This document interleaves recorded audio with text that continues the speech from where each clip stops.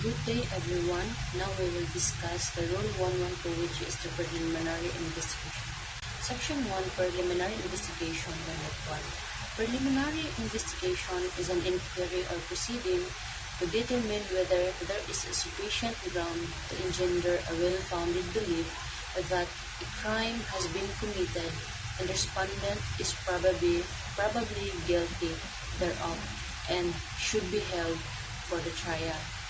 So, except as provided in Section 7 of this rule, a preliminary investigation is required to be conducted before filing of complaint or information for an offense where the penalty prescribed by the law is at least 4 years, 2 months, and 1 day without regard to a fine. And next section of Rule 112 is Section 2, which is the officers authorized to conduct preliminary investigation. So, the following may conduct preliminary investigation. So, first is the provincial or city prosecutors and their assistants. Next is the judges of the municipal trial courts, MCTC or Municipal Circuit Trial Courts. Next is the national and regional state prosecutors and other officers as may be authorized by the law. Their authority to conduct preliminary investigation shall include all crimes cognizable by the proper court in the respective territorial jurisdictions. Next, Section 3, Procedure. So, the preliminary investigation shall be conducted in the following manner. First is, the complaint shall state the address and the respondent and shall be accompanied by the affidavits of the complainant and his witnesses, as well as other supporting documents to establish a probable cause. Next, within 10 days after filing of the complaint, the investigating officer shall either dismiss if he finds no ground to continue the investigation or issue a subpoena to the respondent attaching to it a copy of the complaint and its supporting affidavits and documents as well.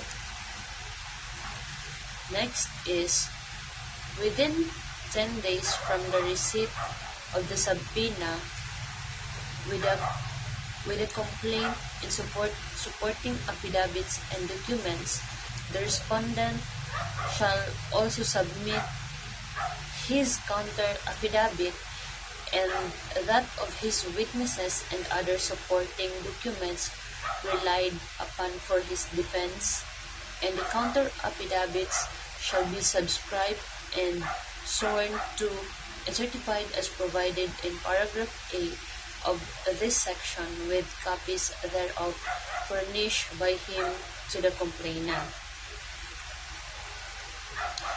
And letter D, if the respondent cannot subpoena or if subpoenaed does not submit and then counter affidavits within the 10 days period, so the investigating officer shall resolve the complaint based on the evidence presented by the complainant. And letter E, the investigating officer also may set a hearing if there are facts and issues to be clarified from a party or a witness. So the parties can be present at the hearing but without the right to examine or cross-examine. They may, however, submit to the investigating officers questions which may be asked to the party or to the witness concerned. Next is Section 4, which is the resolution of investigating prosecutor and its review. So, if the investigating prosecutors find cause to hold the respondent for the trial, then he shall prepare the resolution and the information also. He shall also certified under oath in the information that he, or as shown by the record, an authorized officer has personally examined the complainant and his witnesses, that there is a ground to believe that the crime has been committed and that the cause is probably guilty thereof, that he was that the accused was informed of the complaint and the evidence submitted against him, and that he was also given an opportunity to submit controverting evidences. Next is Section 5. Section 5 is that resolution of investigating judge and its review.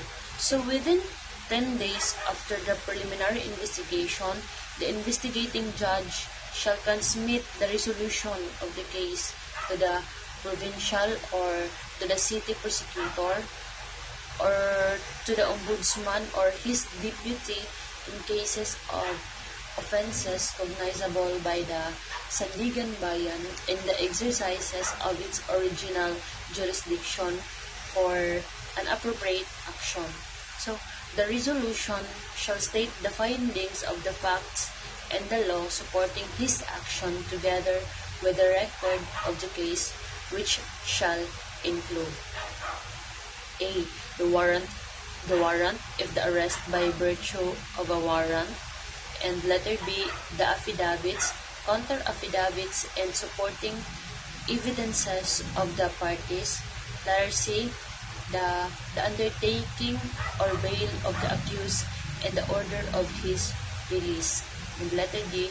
The transcripts of the proceeding during the preliminary investigation. And letter E. The order of cancellation of his bail bond if the resolution is for the dismissal of the complaint. So within 30 days from the receipt of the records, the provincial or the city prosecutor or the ombudsman or his deputy, as the case may be, shall review the resolution of the investigating judge on the existence of the probable cause. Next is Section 6, which is when warrant of arrest may issue. So A, by the regional trial court. So within 10 days from the filing of the complaint or information, the judge shall personally evaluate the resolution of the prosecutor and its supporting evidence. He may also immediately dismiss the case if the evidence on the record clearly fails to establish probable cause. If he finds a probable cause, he shall also issue a warrant of arrest or a commitment order if the accused has already been arrested pursuant to a warrant issued by a judge who conducted the preliminary investigation or when the complaint or the information was filed pursuant to Section 7 of this rule. B. By the municipal trial court.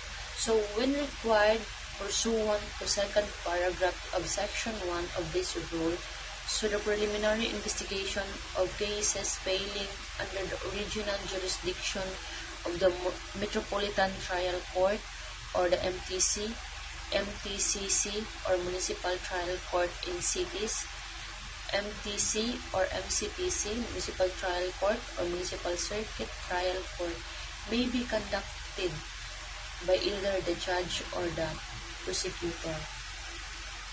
C. When warrant of arrest not necessary.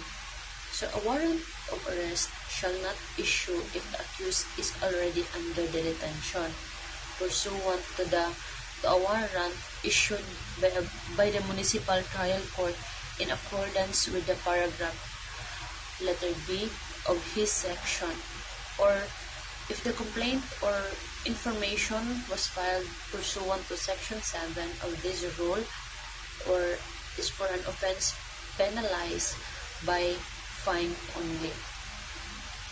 Next is Section 7, when accused lawfully arrested without warrant. So, when the person is lawfully arrested without warrant involving an offense the which requires a preliminary investigation, the complaint or the information may be filed by a prosecutor without need of such investigation, provided by inquest has been conducted in accordance with the existing rules. So, in the absence or unavailability of an inquest prosecutor, the complaint may be filed by the offended party or a peace office directly with the proper court on the basis of the affidavit of the offended party of arresting officer or person. So, Section 8, Records. So, letter A, records supporting the information or complaint. So, an information or complaint filed in court shall be supported by the affidavits and the counter affidavits of the parties and their witnesses, together with the other supporting evidence and the resolution on the case. Letter B, record of preliminary investigation. So, the record of the preliminary investigation, whether conducted by a judge or a fiscal, shall not form part of the record of the case. However, the court, on its own initiative or on motion of any party, may order the production of the record or any part when necessary in the resolution of the case or any incident therein, or when it is to be introduced as an evidence in the case by requesting party. So, Section 9, cases not requiring a preliminary investigation nor covered by the rule on summary procedure. So, letter A, if filed with the prosecutor. So, if the complaint is filed directly with the prosecutor involving an offense punishable by imprisonment of last 4 years, 2 months, and 1 day, the procedure outlined in Section 3, Paragraph A of this rule shall be observed. B, if filed with the municipal trial court. So, if the complaint or an information is filed directly with the MTC or Municipal Trial Court, MCTC or Municipal Circuit Trial Court for an offense covered by this section, the procedure in Section 3, Paragraph A of this rule shall be observed within 10 days after the filing of the complaint or information. So, the judge finds no longer probable cause after personally evaluating the evidence or right after personally examining in writing and under oath the complainant and his witnesses in the form of searching questions and answers shall be dismissed the same.